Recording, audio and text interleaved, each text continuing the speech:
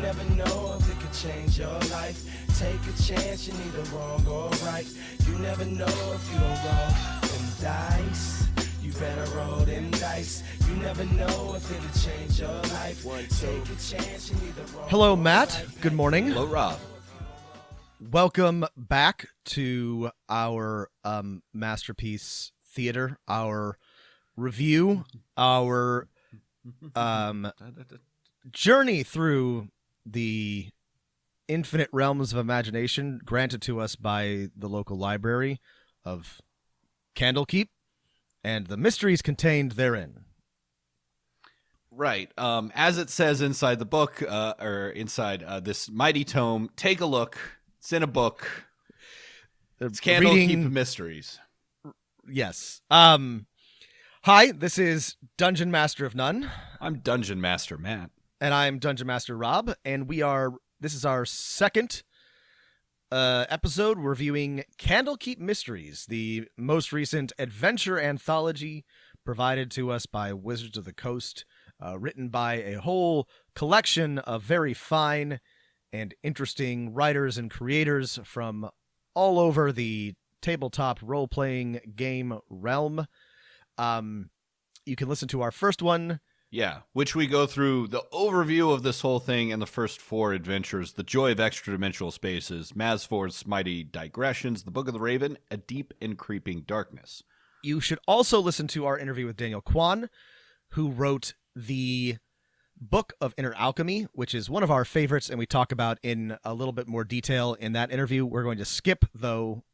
Just know that we like it a lot, and it's one of the best adventures in this book.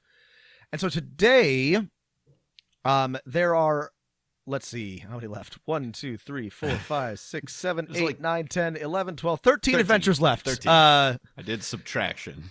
I did it the hard way, which is...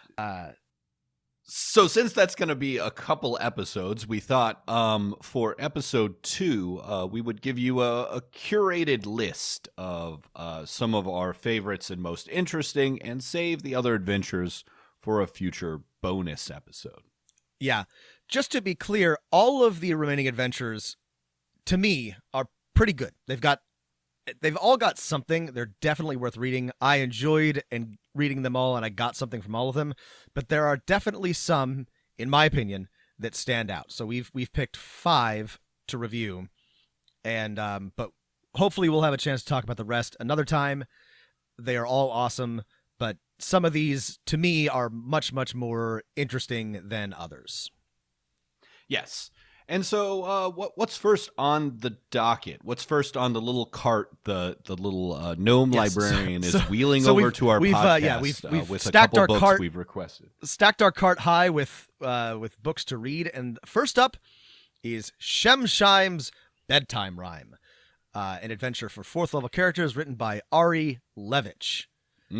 One of the few adventures written by a Wizards of the Coast regular employee.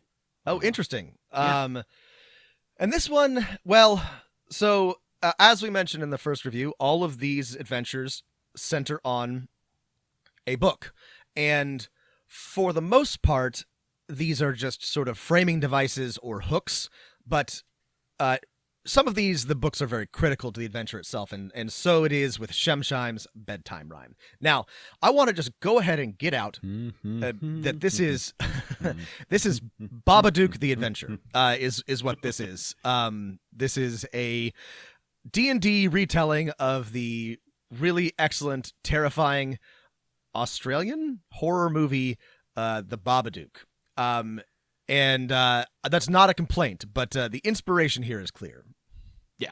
Yeah, absolutely. I also point out, like, one of the other fun things about this adventure is, we'll talk later about the Book of Cylinders, but this is a pop-up book with a music box, and this is one of the few adventures that doesn't actually start with the players getting a book.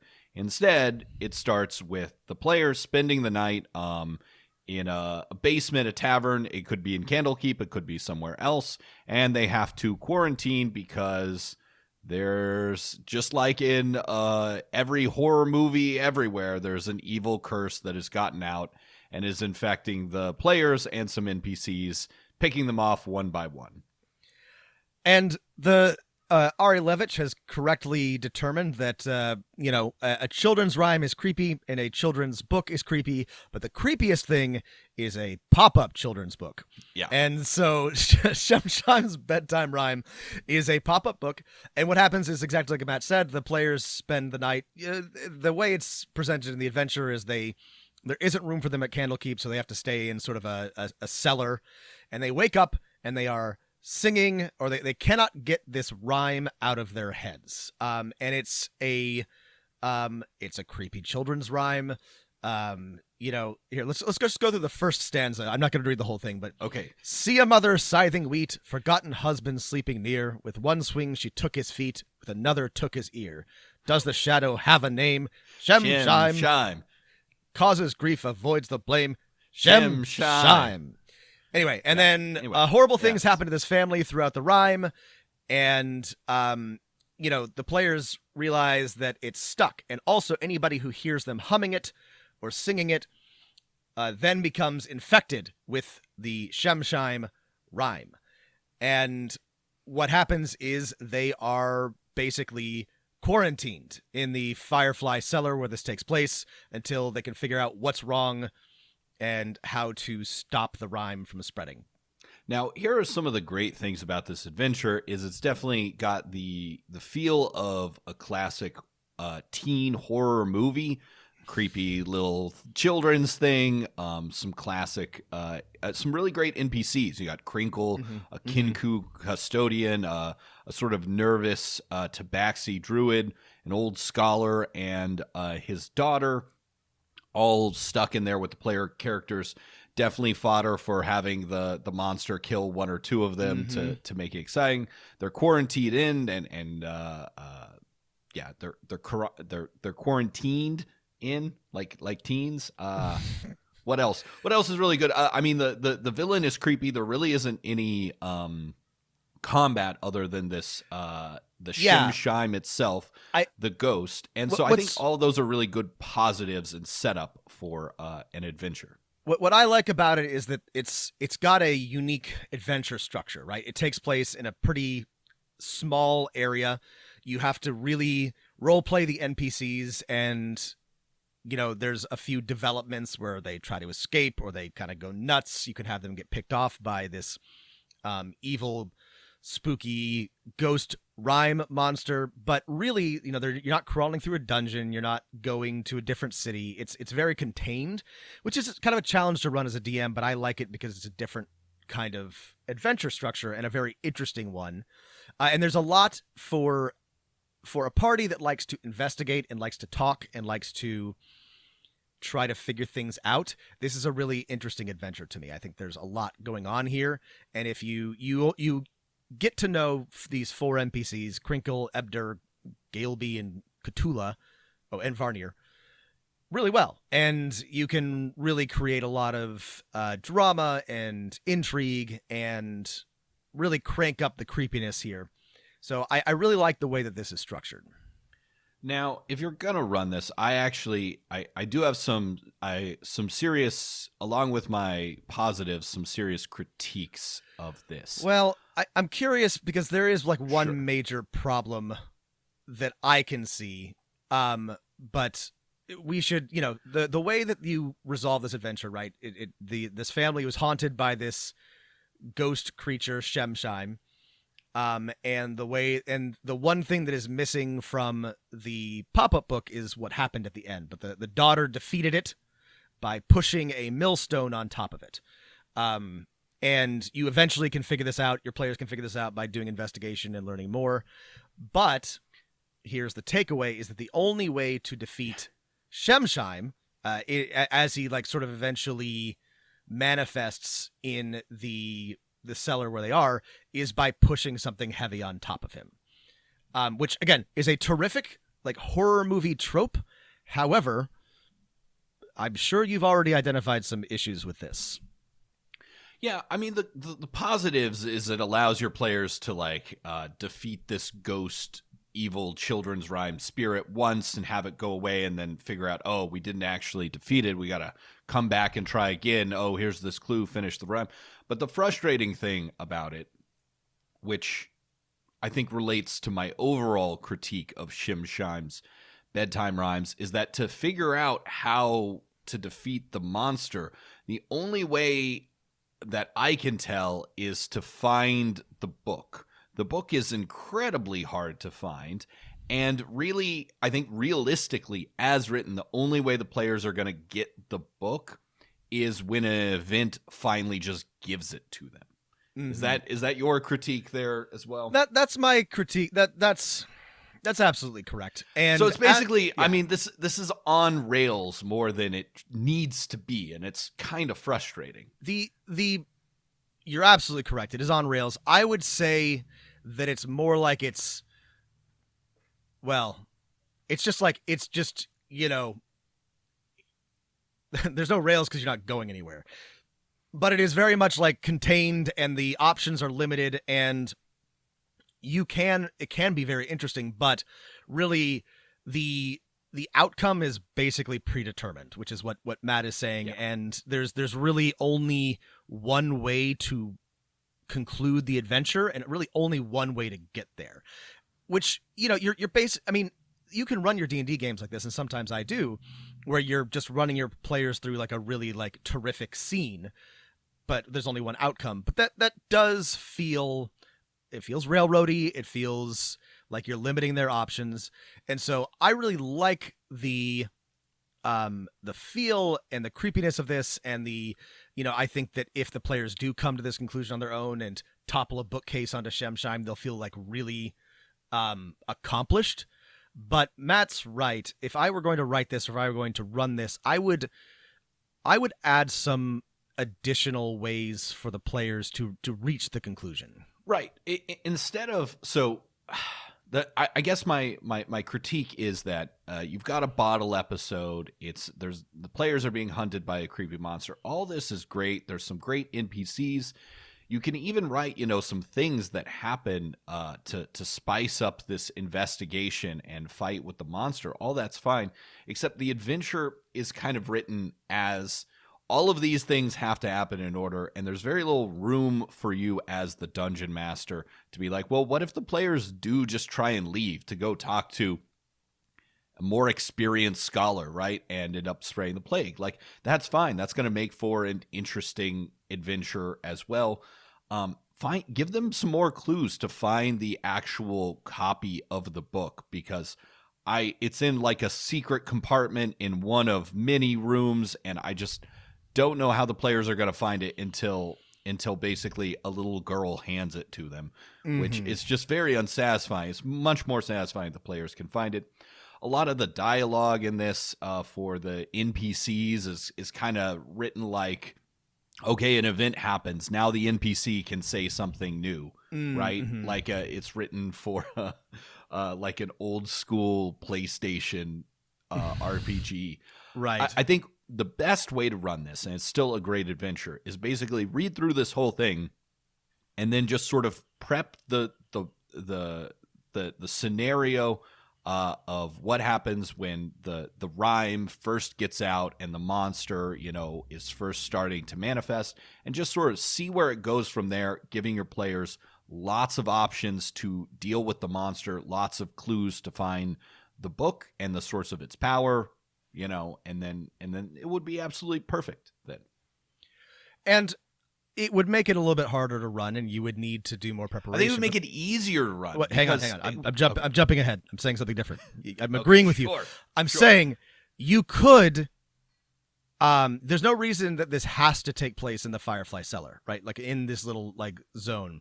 That makes for a very like contained, creepy, again, specific type of horror scenario. But it could take place over a larger section of Candlekeep, or over the entirety of Candlekeep itself, and you could still be being hunted by this ghost creature. You know, you can take the core of this adventure, which I think is really, really awesome, and do what Matt said, or adjust some of the parameters so that it's not so railroady. Yes. Yeah. That it would be maybe more difficult to prep, but 1,000 times easier to run. Sorry, that's a good point. You could make this easier to run and more interesting with a little bit of extra prep. And if you do run this, I would encourage you to do so, because it's great as is, but it, at the very least, make the book easier to find, maybe add some other avenues to find the critical information or defeat Shemsheim. But the core conceit here is really, really neat. I like it a lot. Yeah, absolutely. If you want to up the scariness, have the monster, ready to kill, NPCs or characters, maybe a little more easily. And it's a great adventure then. Yeah. Great map, great location. Shimsheim's Bedtime Rhyme by Ari Levitch.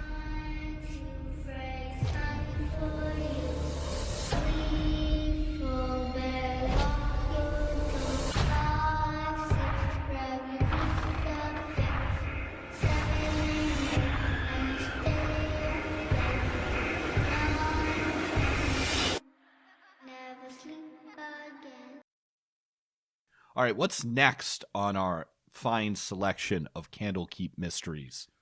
Next up is the Book of Cylinders. This is by Graham Barber.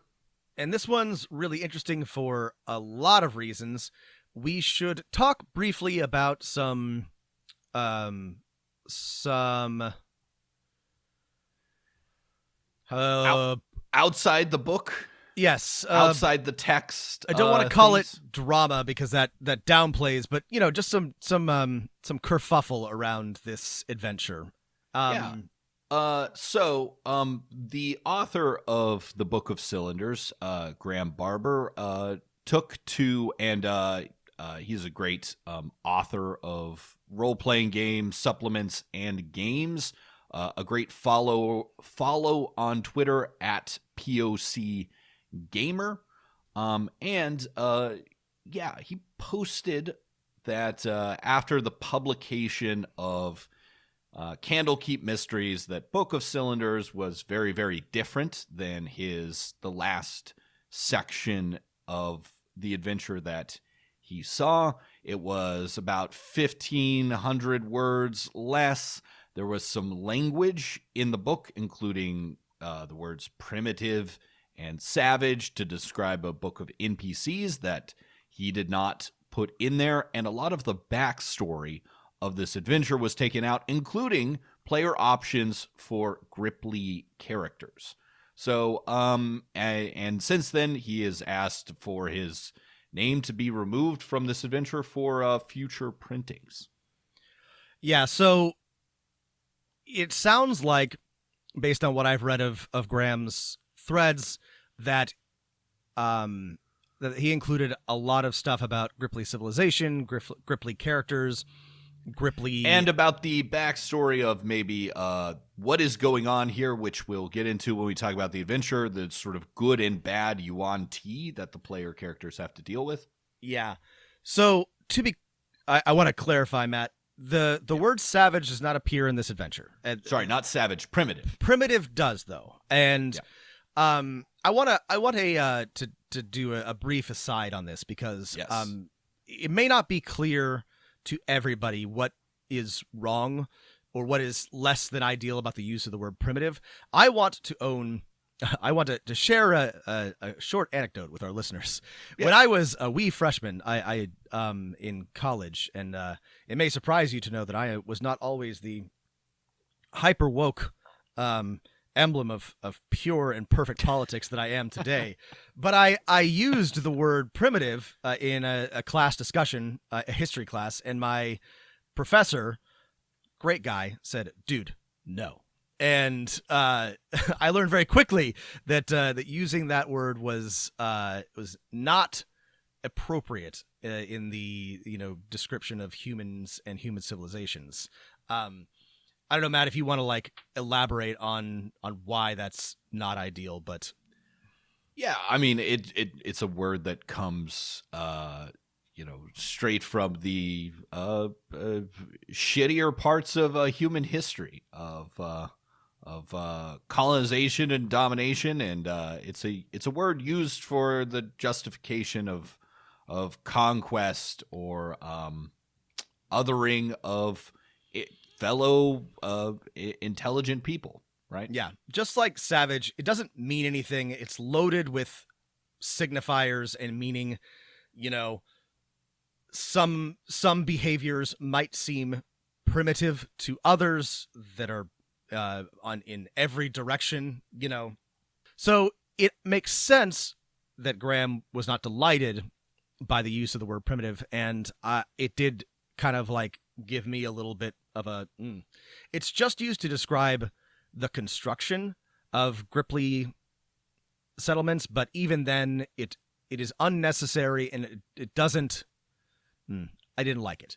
So, didn't like it. Obviously, there's we don't know everything that's going on because Graham is limited by agreements he has signed. He can't release the original cut of this adventure, if you will. I don't think we've heard anything from the editor of this adventure, Kim Mohan, who's a sort of a veteran of old school D&D, been, I think, publishing things for Dungeons and Dragons for who knows how long, a very long time. But yeah, I mean, there's it seems like in the process of publication, at least according to Graham, and I tend to believe exactly what he's saying there, is that this adventure became less interesting in several ways. Reading through it, and we'll point out where it definitely seems like some parts are missing. But let's talk about what's actually in this, because it is a pretty cool adventure. So the Book of Cylinders is actually not a book at all. Well, it is a book. It is a book. It is not the kind you're familiar with. It is a book, and actually, this is delightful for me as somebody who likes to think about the structure of texts, because it is a text, but not not exactly a pages bound in vellum or whatever. It is in fact a series of hollow wooden cylinders that you can roll out onto clay to reveal the full text. And this is what they did in Sumeria, right? They had cylinders for which we have lost a lot of, but many have been found. And so the players roll out this text, the Book of Cylinders, to reveal what's there. And it describes a conflict between Gripply, frog people, and Yuan-Ti, serpent people. And what's interesting is that this is not, in fact, as it is presented, a history, but is something that is happening or will happen, or is happening at the moment. And yeah, it's a book of prophecy, which is kind of cool. Which is very cool. It tells us something that is happening. So the players have the opportunity, because this, and I love how this adventure gets into sort of the ecology of Candlekeep. Where does Candlekeep get all of its food? It's a castle without adjoining hinterland. They basically, a big portion of their protein comes from crabs shipped in from a Gripply village to the north, of which there's been some disruptions to, and the players have the chance to travel overland or oversea to investigate what's going on, sent there by the avowed of Candlekeep. And the basic idea of the adventure is the players investigate the Gripply village, find it under attack, find two groups of Yuan-Ti who have been there, one benevolent that have been basically captured and are being sacrificed, one very evil. Mm-hmm. And it's very much a simple, straightforward adventure that gives players tons of opportunities to approach and deal with the situation. I think it's pretty easy to prep and pretty easy to run. Feels very old school in that way. And so that's the basic idea. Players head to a Gripply village and deal with some evil Yuan-Ti and can befriend the Gripplys. There are a couple of really great set pieces in this adventure. And one of my favorites is the crab maze, which is basically where before the Gripply were driven out, where they would harvest and capture giant crabs. And they're crab farmers. They're crab farmers. They're simple folk crab farmer. They're crabbers. My pappy was a crab farmer. Yeah, this is deadliest. I love imagining the Gripply as like deadliest catch. Yeah. Yeah, but this is there's not like a super detailed map, but there is, you come in from the sea, or you can come in from the sea, and then out to the sea is the crab maze, and then a breakwater and the docks. But you have to navigate the crab maze, which is sort of like fallen in disrepair, and it's got all these like wooden platforms to walk across. And if your players fuck it up, they'll get attacked by giant crabs. It's just like it's not like super complicated, but it's such a neat, like unique, interesting, dramatic potential combat encounter. You've got to like take a rowboat through to get in, and then the evil Yuan Ti are like tormenting the Gripply that are there and eating their eggs, and you can go and save their Gripply eggs, which is a nice thing to do. Yeah, I mean, our critiques of this it's a little frustrating to talk about, because the thing you want to know is there's some good Yuan Ti and some evil Yuan Ti, and knowing a little bit more about what they want and what their motivations are would be interesting, at least as an idea to build out further adventures involving Yuan Ti. And there's just not a lot of information in the adventure. And again, this was cut, so we don't have it. You do find out that the good Yuan Ti come from Chult. They worship the scaled mother, and they believe that there was something here, and there is a temple where the final confrontation with the evil Yuan Ti takes place. The evil Yuan Ti serve Seth, something like that. But you're just not given a lot of background. It's very interesting to have like competing groups of Yuan Ti. It's interesting to have good Yuan Ti, and you want to know more about that, but it's really, there's a lot missing. This is a cool adventure though. This is also this is a terrific one to sneak into Ghosts of Saltmarsh or any nautical campaign, whether or not you decide to have it be related to the book. And I liked this a lot, even with the parts obviously missing. I guess it's unlikely, given Wizards of the Coast's protection of their intellectual property, that we will ever see that additional information about Gripply. But I would like to see that. I would love some more information about Gripply civilization and Gripply characters. So kind of a bummer there, but this is a cool and unique adventure. I liked it a lot. Yeah. We haven't had Gripply. I guess I suppose there are player stats for Gripply for the Pathfinder RPG, but we haven't had Gripply in the Forgotten Realms since 2nd edition, and they're one of my favorite character and world species. They're just halfling sized cute little frog people, tree frog people, and they can I don't know, I've used them in my campaigns before to great effect. Sure, you'll get a lot of Slippy the Frog from Star Fox jokes, but people love these people frog like the people, Gripply. and people want to be them. They want to be Gripply, and I'm sorry we didn't get Gripply stats. Yeah, the stats they're well built out in Pathfinder, and if you want to sort of like borrow or adapt from there, I encourage you to do so. But it's too bad that we don't have an option here. Yeah, maybe I gotta sit down and make some Gripply stats for 5th edition.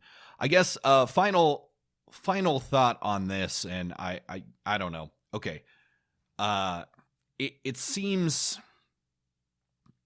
pretty disappointing to me that with two of the last several creators that Wizards of the Coast has worked with who are Black, there's been just a very terrible experience for that freelancer.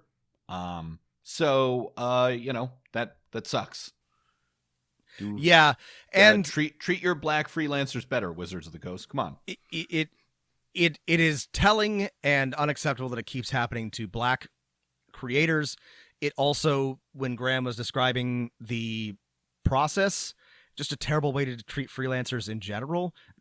Not very good communication, no final review of the final text before it goes to publication.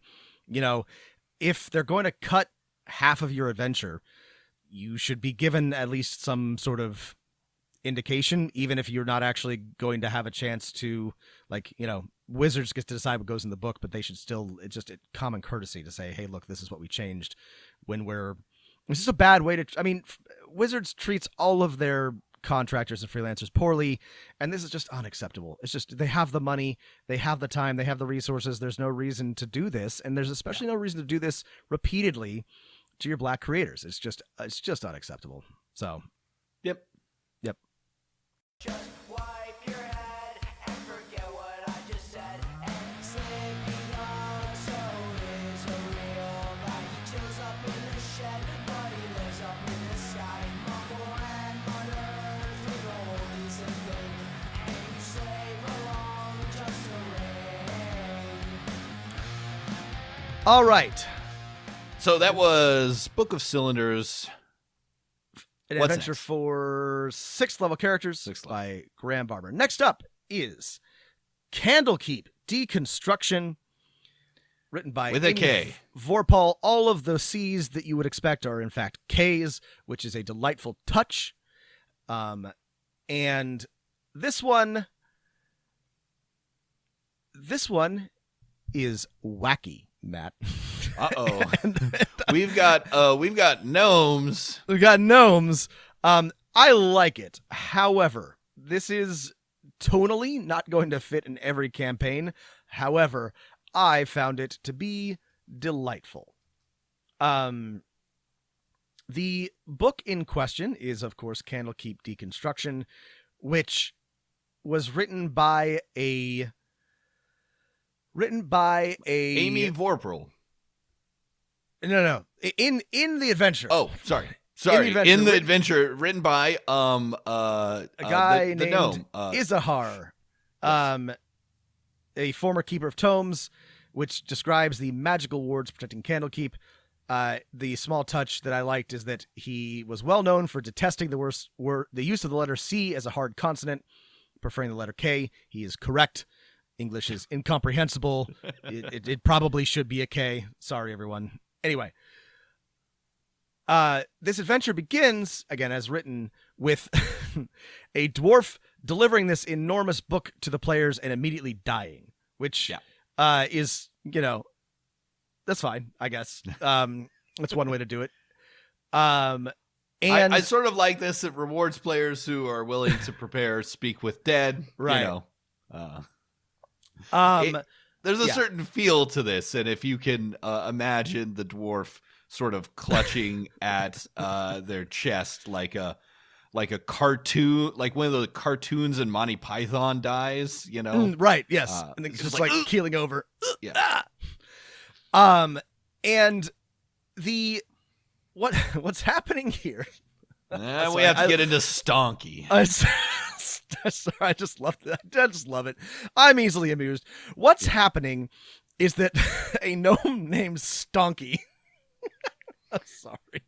The gnome names are dumb, but also Stonky Knoptopper, don't you mean? Stonky J Knoptopper. The J is for genius. Yes. Okay, this is the gnomiest adventure. This is an incredibly gnome adventure. Yeah, So if you're Stonky pro gnome, if your players are pro gnome, you're just gonna like this. If they're not, yeah. Listen, if you think Keep this stuff scrolling. is funny, you're gonna like it. If you don't think it's funny, you're not gonna like it. So just read through it, and if it makes you laugh, and you think your players will laugh, run it. Otherwise, you can skip this one. Yeah. But Stonky Knobtopper is, and this is great. He and his cult are all custodians who came to Candlekeep hoping to be scholars, but ended up being janitors instead. Yeah. And so they believe themselves to have like unique special knowledge.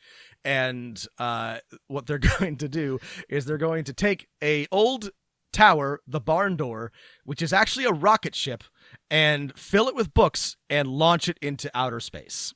yes. Why? They're insane, right? Because they can, kind of. Because they can. And it's clear that Stonky Knobstopper is just bonkers. And also... To the stars, my animals. To the stars. They also all call each other by barn animal names. That's right. Their names are all a combination of barn animal and plant. So like Chicken Peach, Donkey Biscuit, Duck Bean. Again, if you are laughing listening to this might be a good adventure. If you do not think this is funny, I don't know. This is funny. This is well written. It made me laugh. It's a little like absurd, but like not like trying too hard. This isn't, Penguin of Doom stuff. This is just like good, funny, like wacky gnome nonsense. So there's a lot of investigation. There's a fairly the rocket itself is a fairly interesting dungeon. I always love the use of illusions to scare the players. What else do I want to say about this? The players may not want to stop the liftoff of the rocket ship that is disguised as a tower. It doesn't actually like destroy Candlekeep, which is nice. And it can survive for at least a limited amount of time in space. So it's unclear. Again, if you're invested in the Candlekeep ethos, it allowing a bunch of books to be launched into outer space is not. Oh yeah, I guess there is one downside. They take a bunch of good books with them. Depends on whether or not you care. The adventure even says that most of the books here are actually pretty boring, so if they do get launched into space, it's not the end of the world. But knowledge is being lost. And this is funny because this is why Knobstopper is doing it. He believes that he has a better plan for protecting the books, which is launching them into outer space, which that does keep the books safe. You can't argue with his his plan. No. Other than everyone might die. Right. Aside from the fact that it's an insane plan. So yes, you go through the barn door. It's a really interesting dungeon. There's a lot of people here. There's a bunch of constructs called skitter widgets. They look like mechanical dragon cockroaches. Yeah. And they have somehow learned to procreate, and they've made little like kitty widgets, which is also kind of hilarious. And regardless of what you do, like there's probably a skitter widget problem in Candlekeep for a while after this.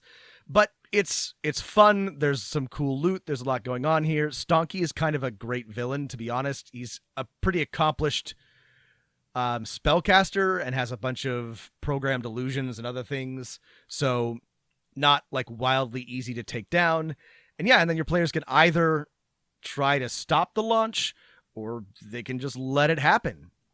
Yeah. And I mean, this is a great adventure in that if the players are successful in stopping the launch, you should absolutely let them negotiate with the Avowed for possession of this tower in case they ever need to use it to get somewhere.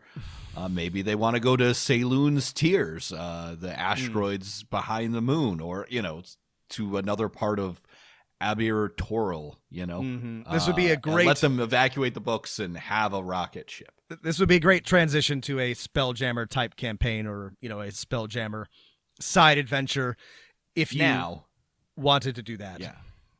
Now, if you wanted... So, I mean, one thing that might be a little frustrating is, like, who built the rocket tower? What exactly... I mean, so Stonky has reasons for taking the books into space that they'll be kept up there. But, of course, he hasn't thought any of the other things through. If successful, they'll eventually turn to cannibalism and eat each other because they're stuck in space. So, if you wanted to make this a little more serious, I think there are some fun avenues, right? You could always go straight Hellboy cultist. They're launching this tower into space to attract some far realm great old one monstrosity, have it possessed by a ghost and come back down of some space entity. Sorry, The Conqueror Worm by Mike Mignola is one of my favorite Hellboy stories. You could draw inspiration from that. Great series. I love The Conqueror Worm. It's so good. Or maybe the tower could have just been built by a scholar who wants to, and the players, after discovering its rocket, dealing with immediate threat, the Avowed can point them to some of this scholar's other work that, for example, talks about, life on other planets, on the moon, or like what this could actually be used for, right? That's all very easily added on. Mm-hmm. I don't know that everything needs an explanation, but given how weird and unusual this rocket ship inside of Candlekeep is, I would have liked some sort of indication of like where it came from and who built it, and what it's for. But right. The only reason we want an explanation is because I think we're right in thinking your players are going to also want an explanation, and if they like this at all, they're going to want to investigate and find other ways to use it. Of course, if they don't like it, then you never have to use that explanation. I mean, that's absolutely correct. If your players are like, oh, wow, that's a rocket ship? What's a rocket ship doing in Candlekeep? And you'll have to be like, I don't know what a rocket ship is doing in Candlekeep. Good question. Oh, I forgot to mention, this is also fun because it starts with, Candlekeep shaking because Stonky has started, like, preparation for launch, and so it's technically on a timer. You've got, I think, like an hour an hour. So I should have mentioned this at the beginning because that's great.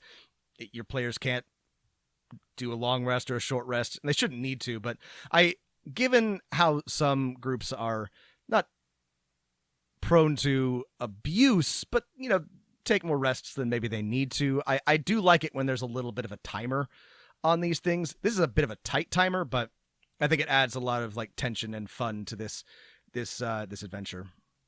Yeah, no, and starting with an earthquake is great because it could be really anything. I don't think your players are going to guess rocket ship right away. Why would they? Why would they? Yeah. But yeah, this one's fun. It's goofy. It's different, and there's a lot to work with here if you do want to like adjust it to be a little bit less goofy. You can always change the names and change Stonky Knobtopper to something else, and keep the core of the adventure the same. But also, these are terrific. Yeah, that's Candlekeep Deconstruction by Amy Vorpal for 9th level. The next of our curated careful selection is The Curious Tale of Wisteria Vale, written by Kienna Shaw. And it is an adventure for 11th level players. And I like this one a lot. This is one of my favorites of... Okay. Tell us about this one. Well, the book itself, within the adventure, is a play in 3 acts telling the story of a heroic bard who becomes corrupted by evil. And it turns out that this play is in fact a fictional retelling of a real event. And as written, the players are hired by the Harpers, the magic spy organization of Faerun. They're good spies. Good spies. To administer a cure to the real life protagonist of Curious Tale of Wisteria Vale, a bard named Errant Quill. And the story is, or the truth of Errant Quill's life is that an evil lord burns down his village and kills his family, and he seeks revenge and then becomes a harper and wants to stop all evil people from using bad magic, and then gets corrupted while fighting an archmage. And to stop his corruption from spreading or buy time to cure him, the harpers seal him away in a magical demiplane, the demiplane of Wisteria Vale. Right. And here's where we basically figure out, your players will figure out that this adventure is the Truman Show. This corrupted bard is in a fake reality with fake people, all for the purpose of sending the player characters there to heal this bard. Yeah. Maybe also, you'll notice some similarities to WandaVision or any number of other, the trope of a, Haven't seen it. you should watch it. It's good. Okay. It's a trope of a small town that's a little weird, hard to leave, something's going on there. This is a pretty well-trodden science fiction fantasy trope, but this is just like delightfully done. Yeah, it's the Truman Show. Quill is there. There's a bunch of they're constructed commoners. They're basically like fake people whose job is to make Quill feel like, he belongs here and to stop him from leaving. And so, you can't leave Wisteria Vale either, and you got to find Quill and you got to stab him with this dagger to end his corruption. And this is, so I like this a lot because there's just a ton of detail, and you can very easily just sort of like set your players loose and have them try to, unravel this mystery. So you have to, go through the town. You have to eventually find Quill, who has been imprisoned in a magic painting within the demiplane. We're really getting like worlds within worlds here. Either lie to him or convince him, and then the finale is at a party in a ballroom where you have to finally administer the cure to Quill. There's a fake Quill. Also, a beholder has dreamed its way into this demiplane and is fucking things up. It's good. It's delightful. It's interesting. It's well written. There's just like a lot going on. This is just like very, very thorough. There are some things I might change though. Yeah, I mean, I love this idea of a fake reality constructed to accomplish something. It's definitely something the Harpers would pull off, like a needlessly complicated scheme. It's insanely complicated. It's much, much too complicated. But yeah.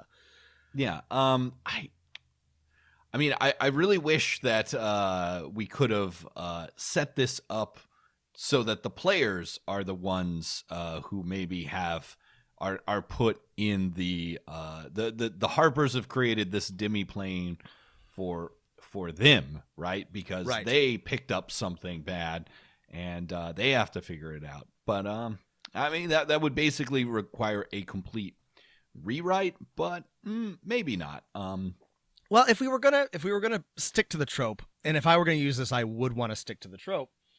I would have the players wake up here and have to figure out that they're in a Truman Show demiplane. Like, what's the fun in sending them there knowing that it's not real? Like, right. Eventually, the NPCs repeat the same phrases to them, and they're like, they're just fun. kind of they get to figure out, wait, hang on, something's wrong here, and then they discover, and it can still be built for Quill, and they'll encounter Quill and be like, why are you the only... maybe they got sucked into it by accident, and they'll be like, why are you the only real person, or like, why are you the only person who's not repeating the same 5 lines? I think that would be much more interesting than being sent here deliberately.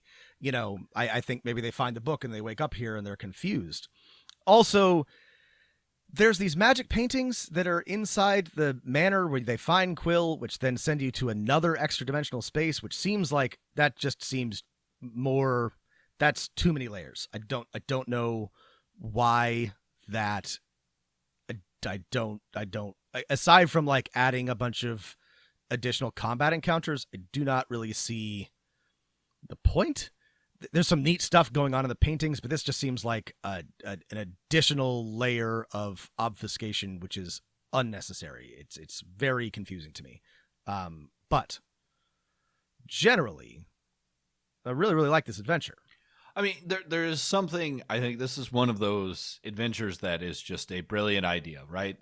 A good organization has created this, at least once you get below the surface, nightmare prison out of sort of good intentions to imprison someone corrupted by evil magic who isn't, super bad themselves. And yeah, having the players stumble upon it and having to uncover the mystery.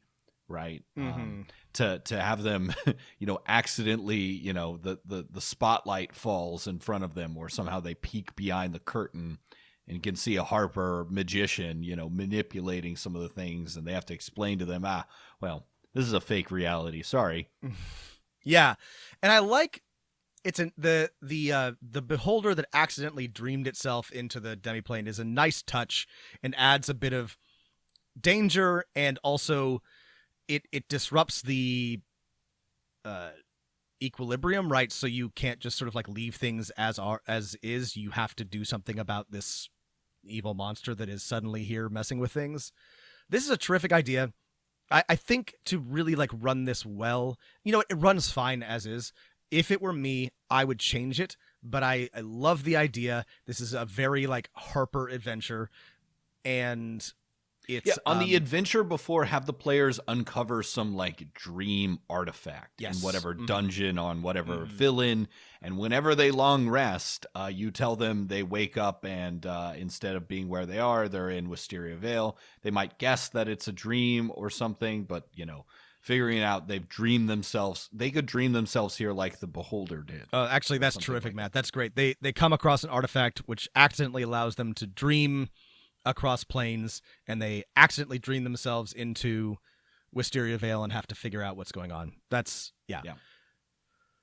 That's the Curious Tale of Wisteria Vale. By Kiana Shaw, 11th level characters. And what's our last adventure, Matt? Our last adventure on our curated list is The Canopic Being by Jennifer Kretschmer for 13th level. And as you might imagine, this is a Egyptian-themed, Egyptian-feeling adventure involving mummies and pyramids and organs being removed. But it also, there's a lot of good stuff going on here. I liked this one a lot. We'll talk about what's great about this, but this feels like it has all of the pieces of a good adventure, right? There's travel and dungeons and investigation and roleplay, and it also has a great final crawl and a great final combat encounter. I'm really, we'll get to it, but I'm a huge fan of the final fight. It's a great set piece, but yeah, this is one of those adventures that has great inspiration for constructing interesting encounters and monsters. Mm-hmm.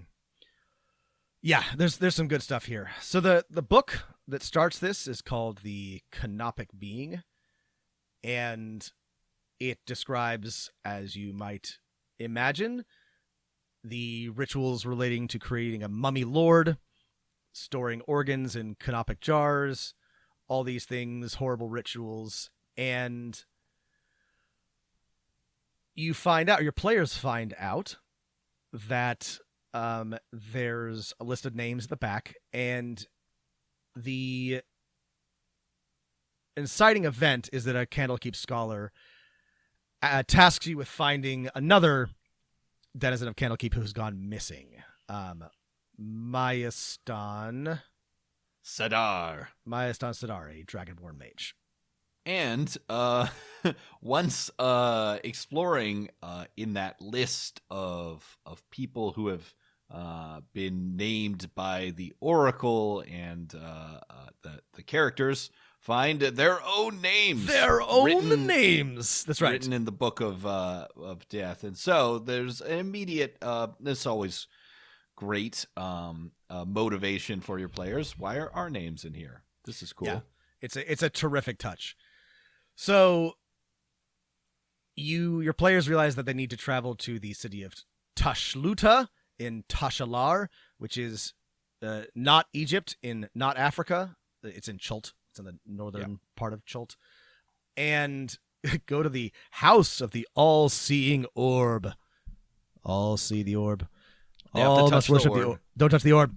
I like it. I shouldn't make fun of it. It's neat. But orb. Yeah. And they can go to you just got to get there. You enter the temple and learn from the priests, a bit more about the canopic being, about Mayastan, who was there yesterday, about Valen Sarnaster, who is a sage and believed to be a perfectly upstanding citizen. I was just going to say, I mean, they learned lots of things. They have to explore this dungeon. And of the adventures we've looked at so far, this one might be my favorite dungeon crawl, or at least the best designed dungeon crawl. Yeah. So they step through, or there's a portal that leads to Valen Sarnaster's sanctum, which they enter, again, its own demiplane. We love demiplanes here. Yeah. And it's a terrific dungeon. It's a great, I mean, you can't go wrong with the things that human culture that actually built very complicated real life dungeons as inspiration. And there's a false tomb.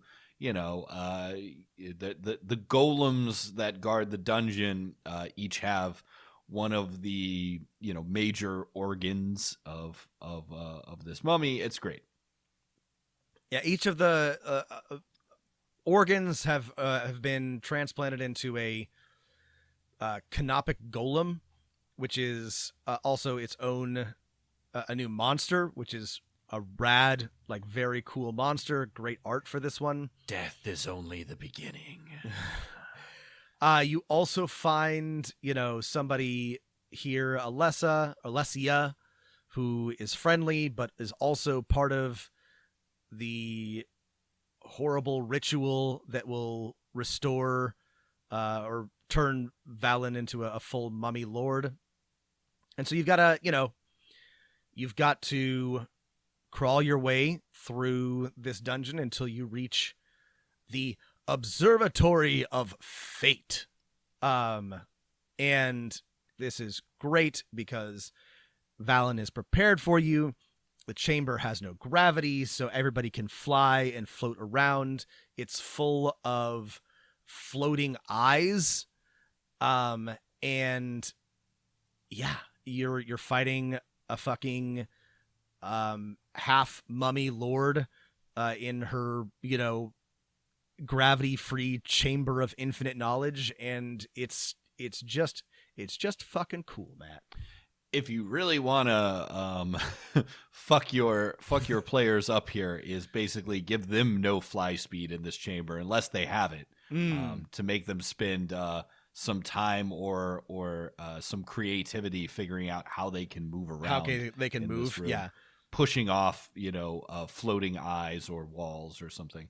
Yeah, as written, they just have an innate fly speed when being in this chamber, but it would also make sense and be manageable but challenging for 13th level characters. 13th level characters, right? To have them need to figure out how to move or grant themselves a fly speed.